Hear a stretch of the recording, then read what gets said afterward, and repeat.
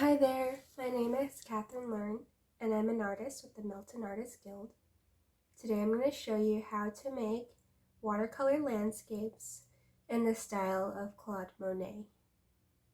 If you've never heard of Claude Monet, I suggest you Google him right now because you've probably seen his pictures before, especially the pictures of the water lilies or any other landscape. You've probably seen it before. He is a French painter known for Impressionism. Impressionism is usually done with oil paint, but we will be making ours with watercolor because it is a lot easier to work with. Impressionism involves a lot of small details where when you put it together, it makes a really cohesive, unique picture. With Impressionism, you're not trying to make the picture as accurate as possible. You're not trying to make it photorealistic, but you're trying to put together a bunch of colors that evoke a certain idea or a feeling. So that's what we will be experimenting with today. So what you need is watercolor paper. The difference between watercolor paper and regular paper you'd use for, say, printing on a computer is that it is textured. This kind of paper has a rough grain, which means it's better for absorbing water. That's why it is ideal for watercolor. I have a pencil, paintbrushes, a watercolor set. This is something super cheap for kids. You can make really amazing paintings with cheap paint sets. And a picture you'd want to copy. So over here I have a book and I plan on creating a landscape similar to this. For this project, I suggest finding a landscape that you can copy. With watercolor paper, there's always a side that has more texture and less texture. You want to use the side with more grain. With your pencil, as light as possible, start to copy your picture.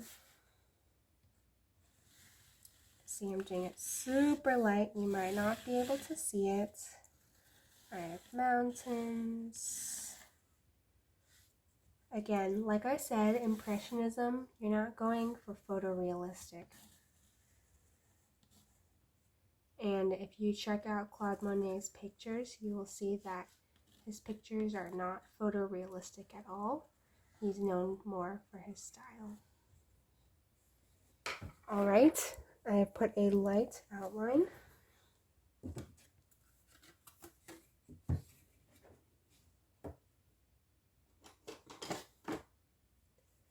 Now I am looking for a brush. I use water. What I like to do is have one brush mostly for putting down the color and a bigger brush for putting water into the palette and doing a lot of the mixing.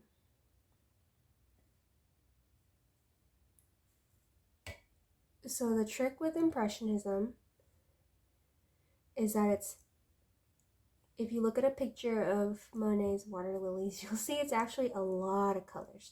It's not just blue for the water and red for the flowers and green for the lilies. It's actually many, many, many colors inside it, and we will do that too. So I'm going to start with doing the water, and I'm going to start with doing splotches, just like this. I have a lot of water because I don't want my green to be too opaque. I want it eventually to blend in with the other colors I'm going to put in. The good thing about watercolor is if you do make it too opaque, you can quickly add water to it and move the color somewhere else. Bless me.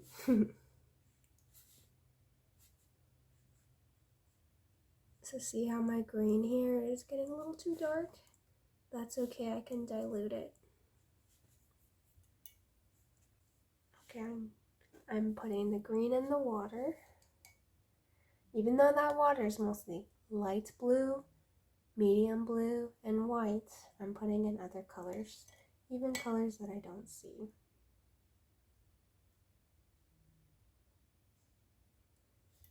The point is that if you step back away from the picture, together it makes a beautiful picture, but up close, it'll be a lot of different colors. So now I'm adding my second color. I'm going back with some green, this time darker. So as you can see, I am now blending the blue.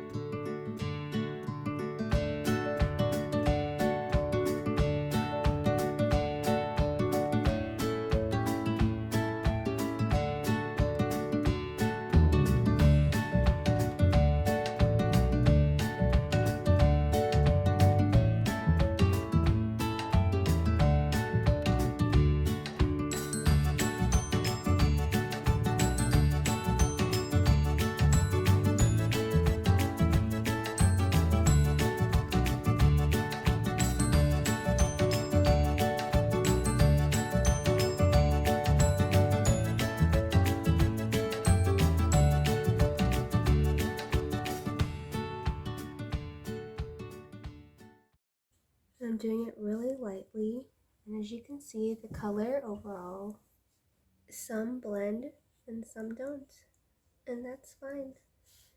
You can wait in between your applications of color for a more dramatic layered effect,